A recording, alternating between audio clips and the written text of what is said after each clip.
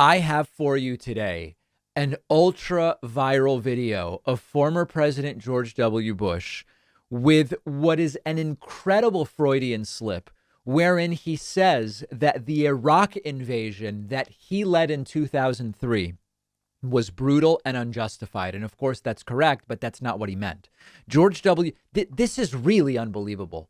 George W. Bush was speaking at the George W. Bush Institute this week about the Russian invasion of Ukraine.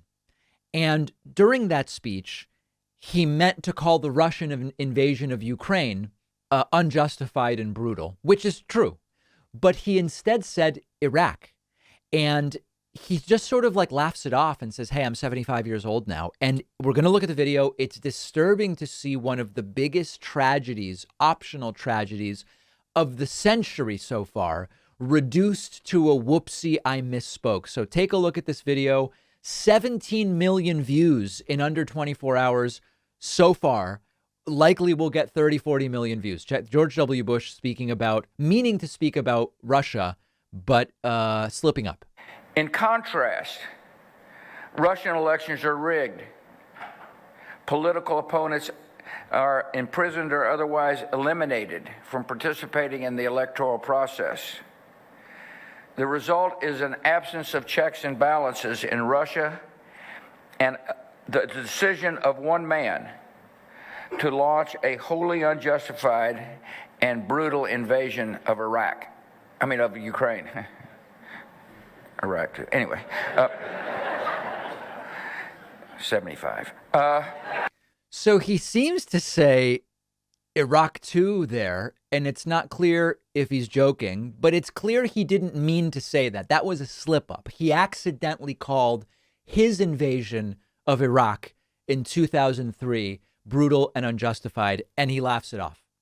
Now, there are people in the audience who are young enough that you may not remember the entire lead up to the Iraq war, or maybe even know that much about it. This was an absolute tragedy based on false information linking Iraq to the 9/11 attacks and claiming Iraq had weapons of mass destruction, which we can't ever say with certitude that they didn't have, but that were never found, we can say.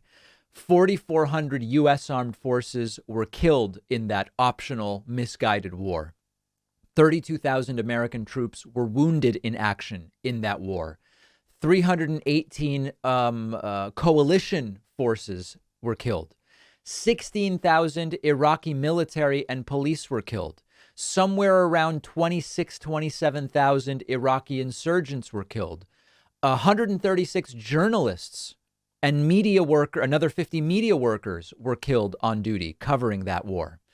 And population-based studies of Iraq suggest that the civilian casualties were somewhere between, and I know this is a big range, civilian casualties in Iraq during the Iraq War were between 150,000 and 1 million excess deaths. Think about those numbers. Think about the incredible loss of life based on what were the things that were being said at the time. At the time, there were three main lies that were being told, which many Americans fell for, particularly Fox News viewers. We covered this when the show started. The war was still going on. It wasn't the beginning of it, but it was still going on. The lie was told that Saddam had something to do with 9/11. He didn't. The lie was told that Iraq had weapons of mass destruction. If they had them, they were never found. And the lie was told that the world community was generally supportive of the U.S. invasion of Iraq. The world community was not supportive of that. And on that lie, and on a false intelligence case made by Colin Powell, made by Condoleezza Rice, and the Bush administration at large, somewhere between, all told, 200,000 and 1.2 million people died. Untold amounts of money was spent.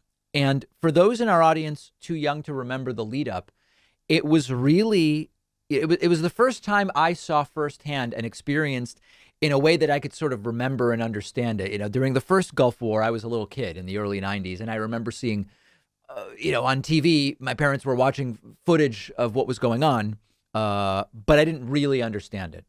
In 2003, I saw the drumbeat. We've got to go. We're going to have to go. Saddam's a bad guy. yellow cake uranium, Colin Powell making the case using bad information. And then we're going to be greeted as liberators. And Dick Cheney saying they're going to throw roses at us, I think he said. And of course, it didn't happen. And it was an absolute and total disaster. So George W. Bush, you can analyze this a bunch of different ways. Oh, he's 75. He's kind of losing it. He doesn't know what he's saying.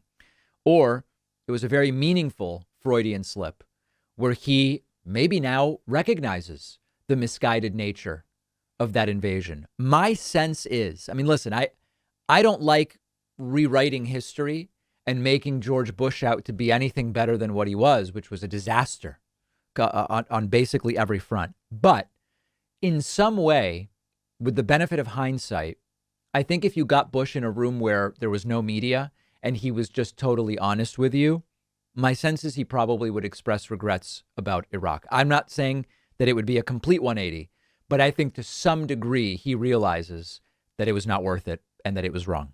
I don't know that he would ever say it. I'm speculating. And I would like to believe that that Freudian slip was in some way representative of what he actually believes.